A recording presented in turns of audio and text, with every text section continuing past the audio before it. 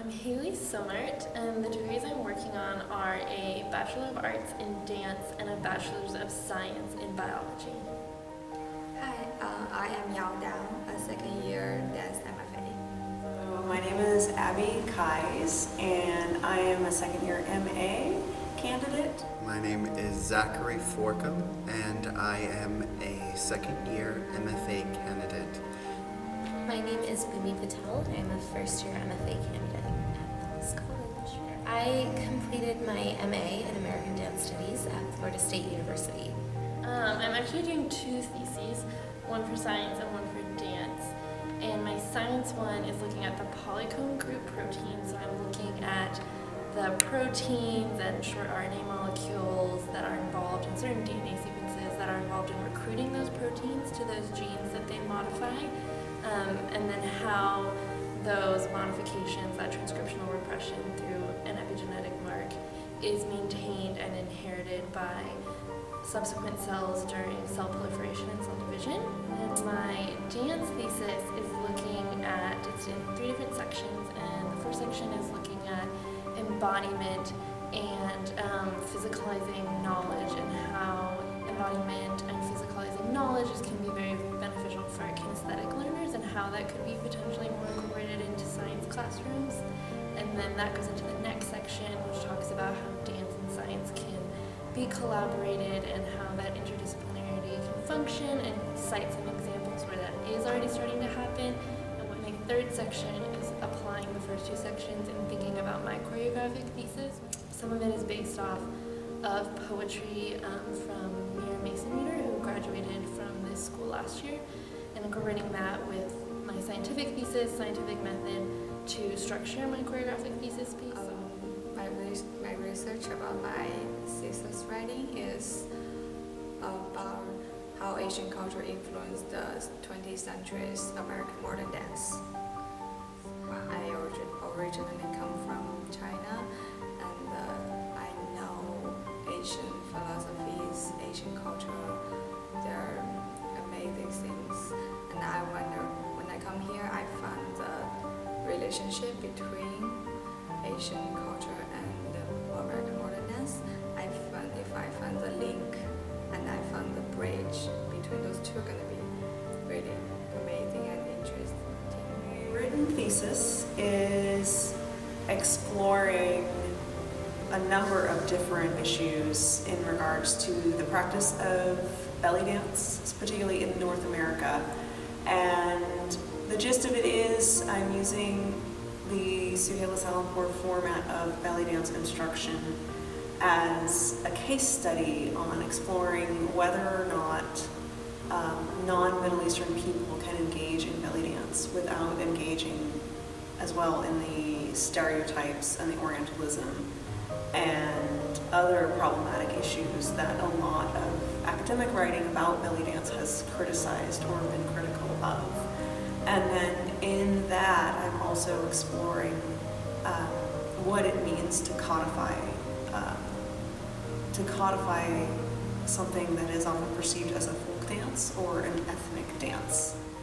Can that also be construed as a sort of imperialist or colonialist view, or is that something that is the systemization and the codification of a dance form something that in the long run is actually really beneficial for the longevity and the perpetuation of that dance form? My research has to do with how certain types of dance and movement practices, like yoga, creative dance, and ballet bar techniques, have regulation practices involved in them that can aid in psychological trauma. While I was at Florida State, I completed a thesis, which was a case study of Anna Sokolow's Rooms, defining it as an example of dystopic Americana.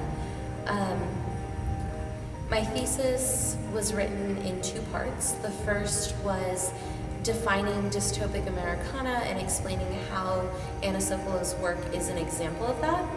And the second part of my thesis was actually restaging the dance from lab notation score and proposing a new model for teaching dance history curriculum through the actual embodiment of historical dance. For me, dance research is really exciting because it is so interdisciplinary, because there are so many avenues in which to pair movement, pair the body, pair the psyche, pair emotions that you may feel with the art of dance. Didn't really come upon this interest in looking at collaborations between them and interdisciplinarity until last year, this semester, when I was thinking about my thesis and looking up at what kind of interdisciplinary collaborations have happened, because the two departments seem very isolated here on campus, and there are so many possibilities for what their collaborations can be. I'm a researcher by training. My undergraduate degree is in Near Eastern Studies, and I'm a historian sort of by training, and an analyst by training, and a writer by training. So that was something I'm like, okay, I have a lot of experience in writing and research and producing written work and the theoretical side of things, but it wasn't, I felt like my practice side, the sort of weaving the practice in with that was something that was lacking, and I thought something that Mills would really help me, and it has really helped me integrate the two sides of dance studies. I think that dance research is important for a couple of reasons. The first is that I think that dance research is where our academic skills meet our art. I believe that dance research is important because dance history is so short, or academic dance history is so short, because for such a long time dance was viewed as social or as low art or as entertainment. And so within the last 150, 200 years, dance has started to be viewed as a high art form. And we have a long-standing codified history of things like art history, because you look at who has come before you start drawing things or before you start painting things. And I think that dance research allows us to continue to look at everything that has come before us and consider it and have it in our minds and in our souls to understand what we are creating to go forward. I chose Mills because I could double major in dance and science. That was the main factor. Mills definitely seems to have had the most accessible program and willingness to make that double major work. So the first thing is I want to study abroad, challenge myself.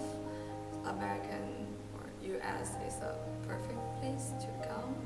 And I also got other offers from other university, from other college. But why I choose Mills? Because I have heard dance department in Mills, and it's the oldest department in all over the country, and it's pretty well known. I chose Mills for a couple different reasons. One, I knew of its long-standing tradition and place in not just the Bay Area dance world, but sort of the national and the global position that it has as being a leader and an innovator. And also, it was really clear to me after talking to Professor Ann Murphy that here practice and theory are very much woven together, and some of the other institutions that I looked at seemed like it was very separate. It was like, okay, here's a couple of token technique classes, but here, spend all your time researching and sort of sitting at the computer or sitting in the library, and that was not really what I wanted to do. I really wanted to be able to keep a practice and build my practice and engage in dance physically as well as academically and mentally. I decided to come to Mills because in the Bay Area, if you want a good dance education at the graduate level and for female populations, the undergraduate level, you go to Mills to dance. At least that's what I was taught growing up. I completed my undergraduate degree in a small liberal arts women's college known for its progressive nature, and I knew that that is where I wanted to return. And I came to Mills because of its long-standing dance history.